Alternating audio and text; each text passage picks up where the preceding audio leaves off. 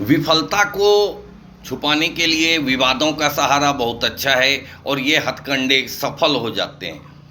जब भी बात होती है पेट्रोल मूल्य, डीजल, रसोई गैस की महंगाई की, जब भी बात होती है बेरोजगारी की, जब भी बात होती है मुद्रास्फीति का जो दौर चल रहा देश के अंदर उसकी, किसी भी तरह की समस्या की, बढ़ते खाद्यान्न मूल्यों की, इसके महंगाई में सर्वाधिक ऊंचे स्तर पर खुदरा मूल्यों की, तो इन चीज़ों पर जब भी बात होती है कभी हिजाब आ जाता है, कभी ज्ञानवापी मस्जिद आ जाती है और कभी ताजमहल आ जाता है। मूल विषयों से ध्यान हटा दिया जाता है। इन विषयों पर प्रधानमंत्री ने अब तक कभी कोई बयान दर्ज नहीं कराया कि ये चीज़ें गलत हो रही हैं। इस पर उनका कोई बयान दर्ज नहीं हुआ और कोर्ट को भी उलझा दिया गया है ऐसे ही मामलों में। वो न्यायालय जो पहले से दबे हुए जो मामले पड़े हुए हैं उसके बोझ से दबा हुआ है। इतने मामले पेंडिंग हैं हमारे न्यायालयों में।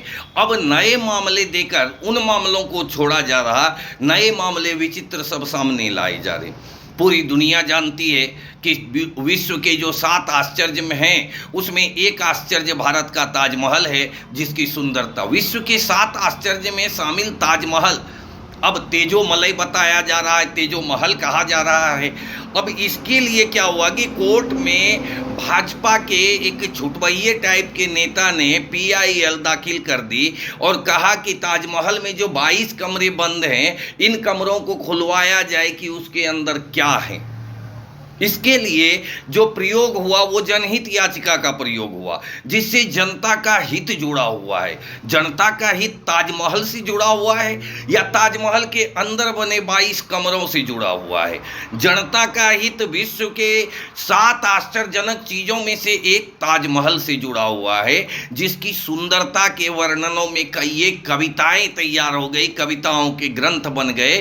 ताजमहल के सुंदरता के लिए वो विख्यात है, लेकिन यहाँ मुद्दा लाया जा रहा कि उसके 22 कमरे में क्या बंद हैं। ये PIL दाखिल की गई और जो 2 जजों की खंडपीठ थी इलाहाबाद हाईकोर्ट की, न्यायमूर्ति DK उपाध्याय और न्यायमूर्ति सुभाष विद्यार्थी की बेंच ने उनके याचिकाकर्ता के वकील रुद्र विक्रम सिंह को भी काफ़ी जमकर फटकार लगाई। न्यायालय ने यहाँ तक कहा कि आप खुद नहीं बता सकते कि यह मामला किस धारा के तहत आपने दाखिल किया है।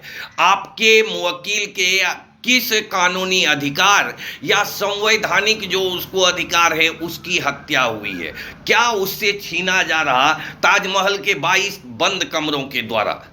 और यह फटकार लगाते हुए न्यायालय के बेंच, न्यायमूर्तियों की बेंच ने कहा कि आप यह नहीं बता सकते कि आपने किस धारा के तहत ये, किस अधिकार के तहत ये PIL दाखिल किया है।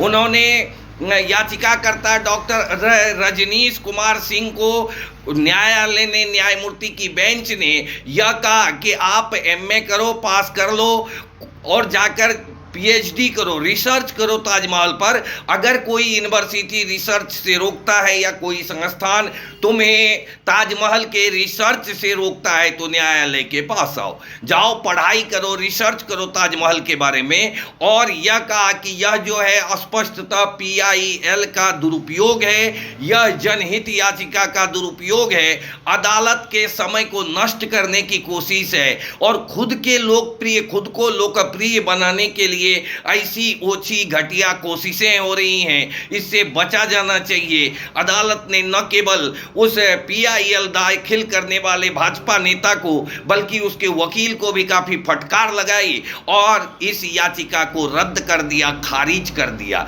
ऐसे मूर्खता का उत्सव देश में शुरू हुआ था 2014 में, जो अब महोत्सव में बदल गया। मतलब भारत में मूर्खता का महोत्सव चल रहा है और इसके जो ये है नेतृत्व करता वो हमारे आदरणीय छपनिया बाबा बैठे हुए हैं, दाढ़ी बनाकर जो बाबा जी बन गए। कहते हैं बाबा जी और दगा